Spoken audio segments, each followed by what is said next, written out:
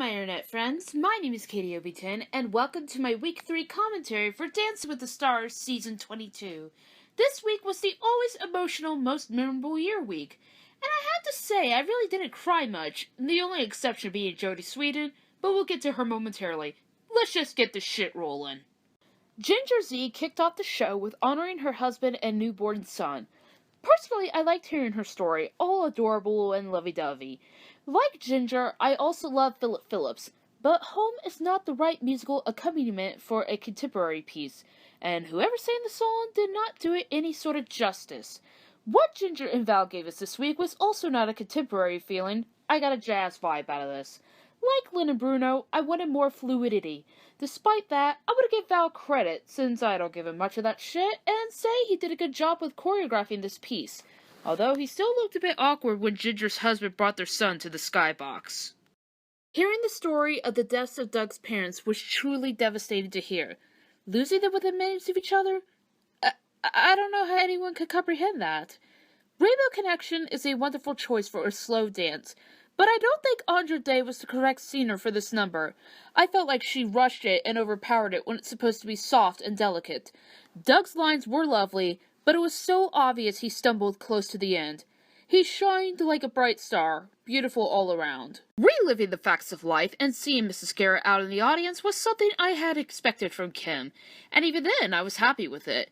This week, I had seen a different side of her. She nailed her moves, she had the Tootie Ramsey spunk going on, and I could tell she was giving Sasha 100% of herself in this foxtrot.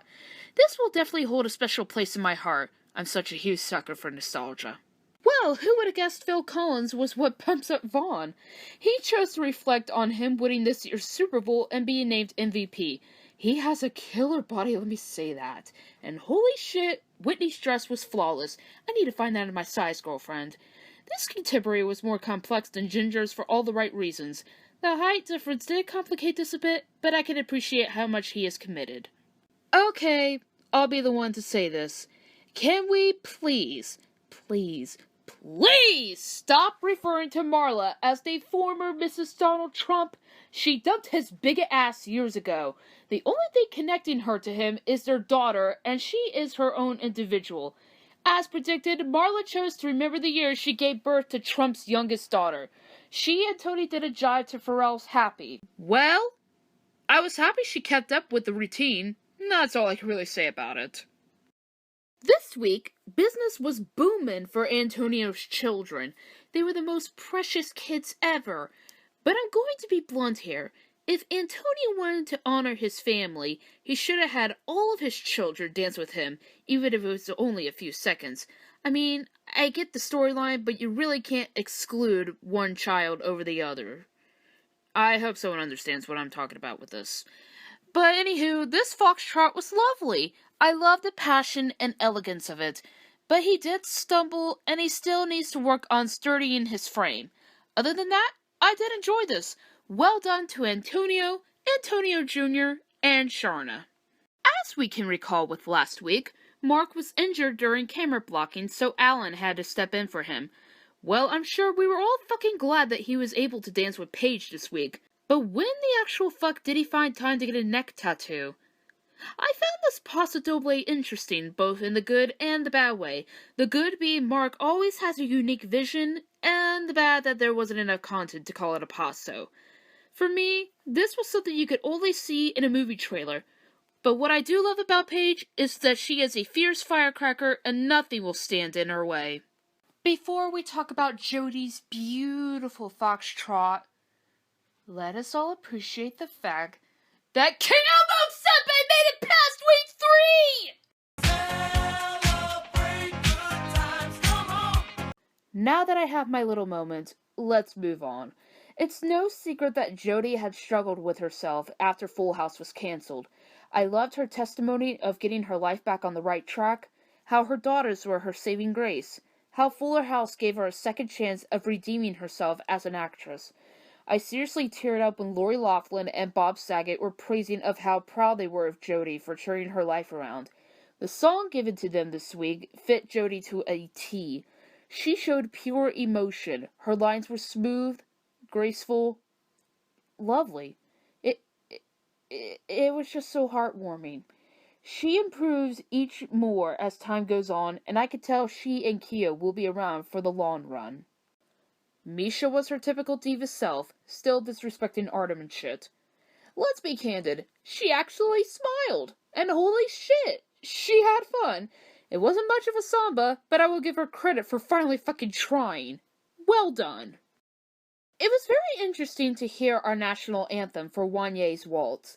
His frame amazes me. I loved how smooth he was. It was a bit rushed here and there, but this was very wonderful to watch. I could not stop smiling. He is someone I look forward to watching every week. Like Bruno said, this was a stellar performance. Lindsay is an amazing teacher, and she creates spectacular magic with Wanye. Do you know what I love about Niall DeMarco? I love that he puts a shit ton of effort, energy, and commitment as much as the other contestants that truly want to stick around on the show. Like Wanye, I'm always going to look forward to watch Niall and what he does.